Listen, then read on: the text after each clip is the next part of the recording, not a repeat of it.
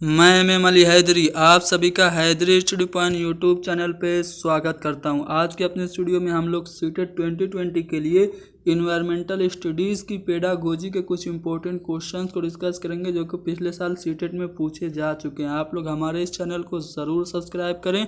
आपको यहाँ पे सीटेट के सभी सब्जेक्ट से रिलेटेड इम्पोर्टेंट वीडियोस मिलती रहेंगी। तो चलिए शुरू करते हैं। आज का हमारा पहला सवाल कहा यह जा रहा है कि दोपहर के भोजन अवकाश के बाद पर्यावरण अध्ययन पढ़ाते समय आप ये पाते हैं कि बच्चे पाठ में रुचि नहीं ले रहे हैं, आप क्या करेंगे?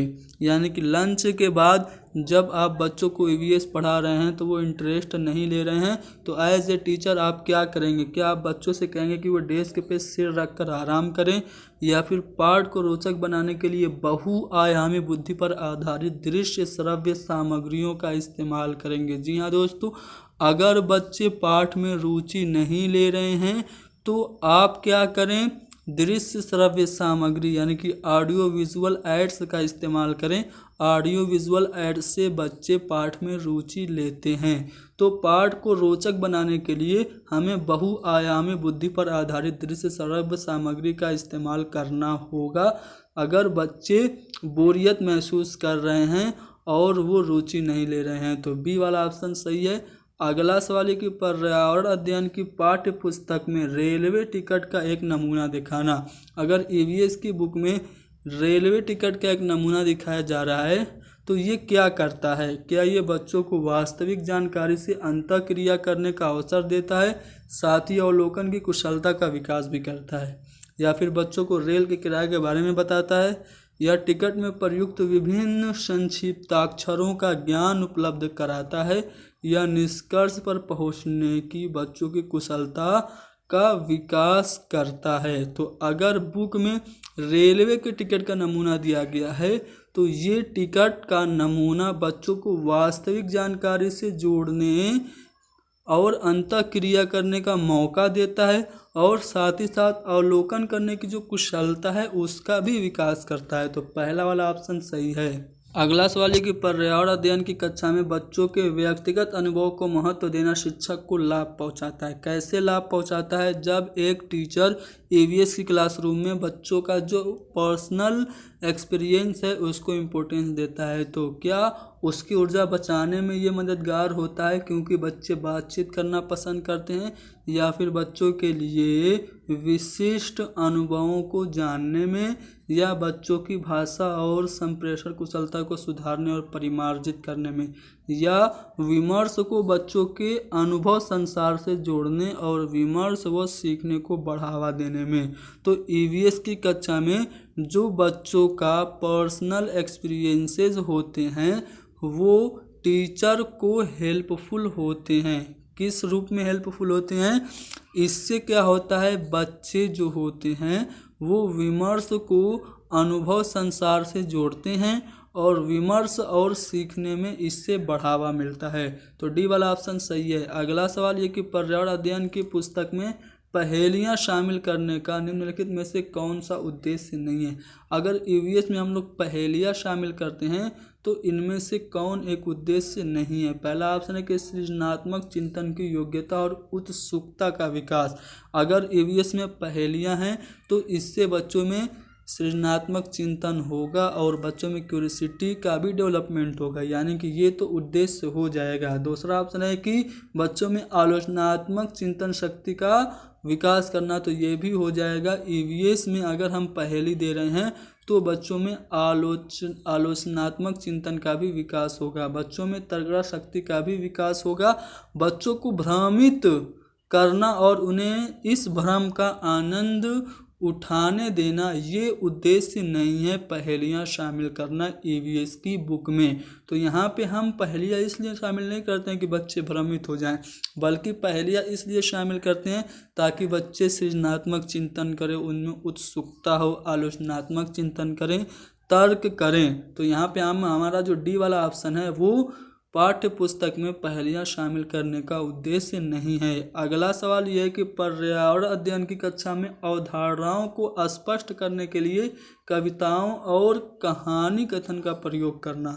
अगर हम ईवीएस में कंसेप्ट को क्लियर करने के लिए पोएम या फिर स्टोरी का इस्तेमाल करते हैं तो ये कैसा है? क्या ये उचित दिशा में बच्चों की ऊर्जा को संकेंद्रित करता है या फिर पाठ को आनंददायक और रोचक बनाने में मदद करता है, या स्थानीय एवं विश्व स्तर पर संसार की प्रकृति को खोजने और कल्पना करने की योग्यता का विकास करने में मददगार होता है, या फिर बच्चों में विद्यमान भाषिक और सांस्कृतिक विविधता को ध्यान में रखता है। तो दोस्तों, जैसा कि आप लोग जानते हैं कि कहानी और कविता से क्या होता है, बच्चों में कल्पना शक्ति का विकास होता है। तो अगर हम ईवीएस की क्लास में कंसेप्ट को क्लियर करना चाहते हैं और उसके लिए कहानी और कथन और कविताओं का इस्तेमाल करते हैं तो इसके इस्तेमाल से स्थानीय और विश्व स्तर पर संसार की प्रकृति को खोजने और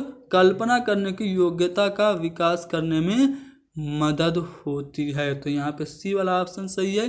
अगला सवाल है कि बीज अंकुरण की अवधारणा इस तरह सबसे बेहतर तरीके से पढ़ाया जा सकती है, यानी कि बीजों के अंकुरण की कंसेप्ट को अगर आप समझाना चाह रहे हैं तो आप कैसे समझाएंगे? क्या अंकुरित बीजों का फोटो दिखाएंगे या फिर कक्षा में अंकुरित बीजों को दिखाएंगे और अंकुरण की प्रक्रिया को स्पष्ट करेंगे, या फिर बोर्ड पर चित्र बनाएंगे और बोर्ड पर बने अनुकरण के चित्र को प्रदर्शित करेंगे, या फिर बीज बोने, अनुकरण के विभिन्न चरणों का अवलोकन करने और उनका चित्र बनाने की गतिविधि को बच्चों को निष्पादित करने के लिए कहेंगे।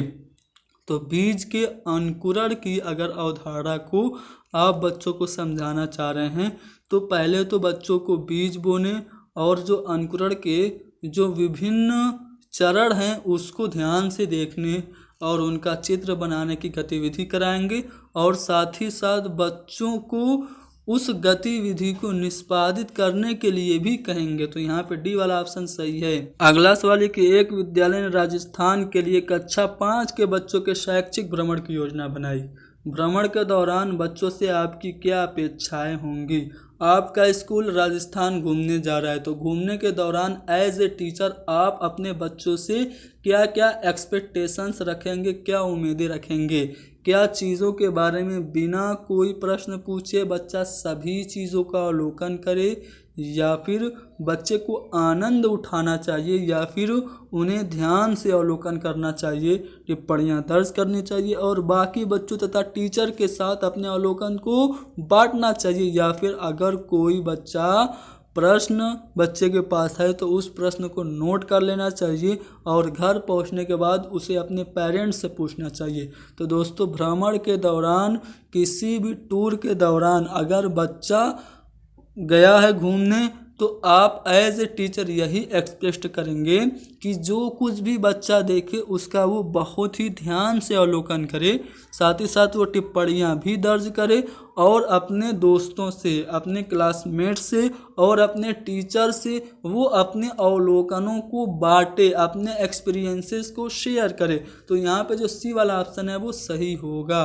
अगला सवाल ये कि दत्त कार्य के संबंध में निम्नलिखित में से कौन सा कथन सही है? दत्त कार्य यानी कि प्रोजेक्ट कार्य से रिलेटेड यहाँ पे 4 कथन है। पहला है कि दत्त कार्य अभिभावकों, भाइयों या बहनों द्वारा अपनी क्षमता के अनुसार किया जा सकता है, या फिर दूसरा ऑप्शन है कि प्रतिदिन विविधता और अभ्यास कराने के लिए कक्षा कार्य और फिर गृह कार्य के रूप में दत्त कार्य देने की आवश्यकता है, या फिर दत्त कार्य आकलन का एकमात्र तरीका है, या फिर दत्त कार्य बच्चों को सोचना, खोजने, अपने विचारों का निर्माण करने और उन्हें उच्चारित करने का अवसर प्रदान करता है। तो जब हम बच्चों को प्रोजेक्ट देते हैं तो प्रोजेक्ट करने के लिए बच्चे खुद से कोशिश करते हैं, इधर उधर से चीज़ें ढूंढते हैं, तो इससे क्या होता है, वो सूचना ढूंढते हैं और अपने विचारों का खुद से वो निर्माण करते हैं और उन्हें उच्चारित करने का उन्हें मौका मिलता है।